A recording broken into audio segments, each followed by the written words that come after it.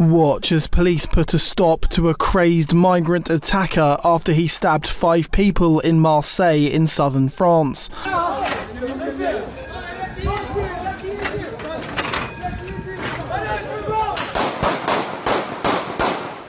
Plainclothes police shot the attacker dead after he resisted arrest. Marseille prosecutor Nicolas Besson said the attack began over a rent dispute. 14h45 aujourd'hui, un individu de nationalité tunisienne en situation régulière sur le territoire national qui logeait dans un hôtel du quartier de Belzance a été expulsé de cet hôtel puisqu'il ne payait pas son loyer. C'est ce qui ressort a priori des premiers éléments des investigations. Il revient aujourd'hui dans cet hôtel, il monte immédiatement au premier étage de cet hôtel, se rend dans la chambre qu'il occupait avant d'en être expulsé et porter un coup de couteau au flanc d'un colocataire, d'une personne qui occupait cette chambre. Cette personne a été prise en charge par les marins-pompiers. Elle est hospitalisée dans un état d'urgence absolue. Il descendait et regagnait le rez-de-chaussée de l'hôtel où il portait immédiatement un ou plusieurs coups de couteau. C'est l'enquête qui permettra de le déterminer sur le gérant de l'hôtel.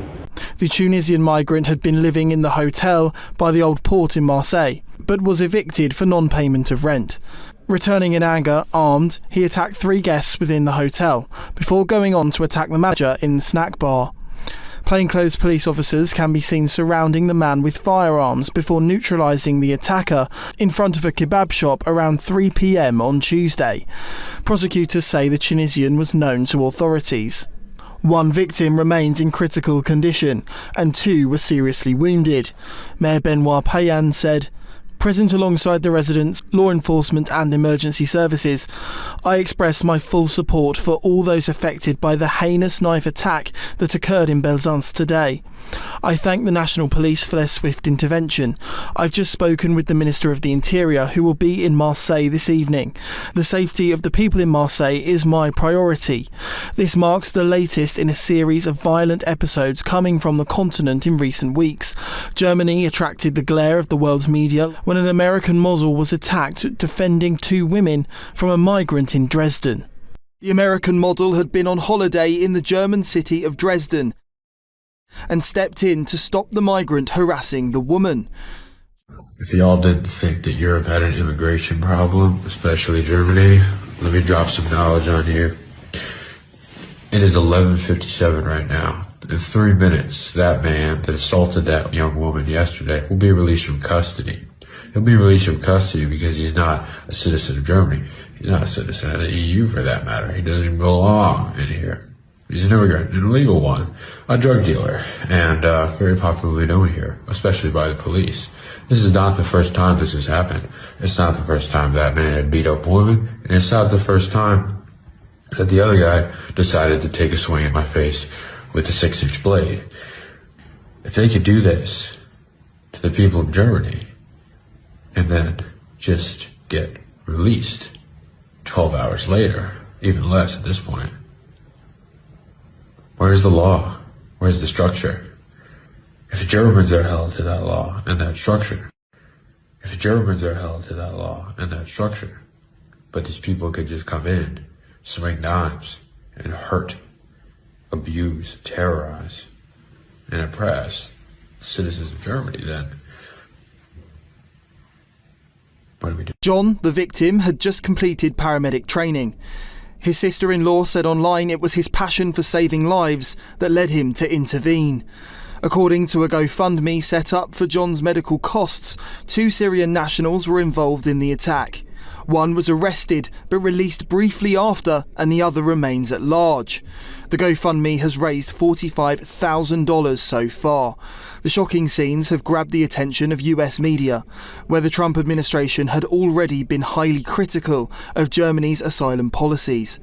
If you have a country like Germany, where you have another few million immigrants come in from countries that are totally culturally incompatible with Germany, then it doesn't matter what I think about Europe. Germany will have killed itself, and I hope they don't do that because I love Germany and I want Germany to thrive. And a Swiss politician was attacked after approaching migrant rioters in Lausanne. Sunday night, after a riot broke out following the death of a 17-year-old who had fled police on a stolen scooter. Thibaut Schaller, a city councillor in Lausanne, Switzerland, for the right-wing liberal SVP party, was set upon after being recognised by youths of migrant background. They shouted fascist at him before dragging the man to the ground and stamping on him. The councillor managed to get away and took to X to demand Switzerland's streets be taken back from criminals, he said. Buses and trash cans set on fire in Lausanne in reaction to the death of the 17-year-old. Unaware of what it's about, I head to the scene. Some Antifa recognise me. 3 surround me, back against a wall, and they order me to leave. I refuse and ask what's happening. 1 pushes me. I push him back, then step back. Someone shouts something, and 10, 15 people come running at me from everywhere. I run away, take hits. They block my path. I fall, protect myself. I pick up while 1 or 2 people tell me to leave. I get up, run, get surrounded again against a wall. Then I manage to get away by running. I'm fine, but we really need to take back this city. Switzerland has until now avoided these kind of scenes, which have become more and more common in Britain, France, Germany and Sweden. Sunday's violence after the death of the 17-year-old boy was said to have been caused after he hit a speed bump at high speed, coming off the scooter. Youths in balaclavas set bins on fire and clashed with police. 7 were arrested. Monday night saw continued unrest. Thibaut took again to X to point out there was no police presence when it all kicked off. Officers said that between 150 and 200 people set up roadblocks using containers and bins. At around 10:50 p.m, other youths set fire to containers and damaged a bus. Coup de flashball, les gars. They said rioters had been better prepared than the day before, forcing officers to fire 4 rubber bullets, use 54 tear gas canisters and deploy fire services to spray water to disperse the clashes. Order was restored around midnight.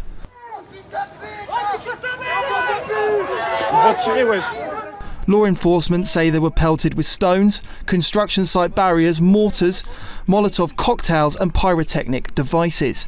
Tensions are mounting across the Central Europe region. A court in Austria has ruled that Sharia law is valid in private business contracts. One of the parties had taken the case to the court, pointing out Sharia's arbitrary nature.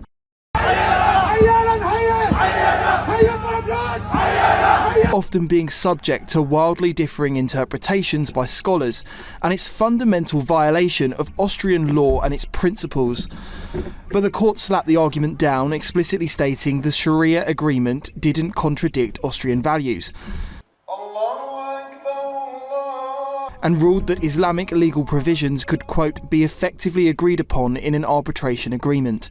The decision prompted fury from the Conservative government. Claudia Placon, Minister for Europe, Integration and Family, said, Sharia has nothing to do with Austria and the principles of our constitution, and it should remain that way.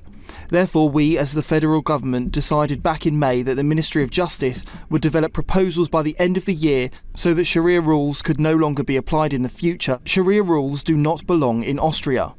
The ruling People's Party said this opens the door to even further political Islam. The ruling elevates parallel Islamic societies in Austria and weakens those forces that refuse to submit to Islam. Nick Dunning, GB News.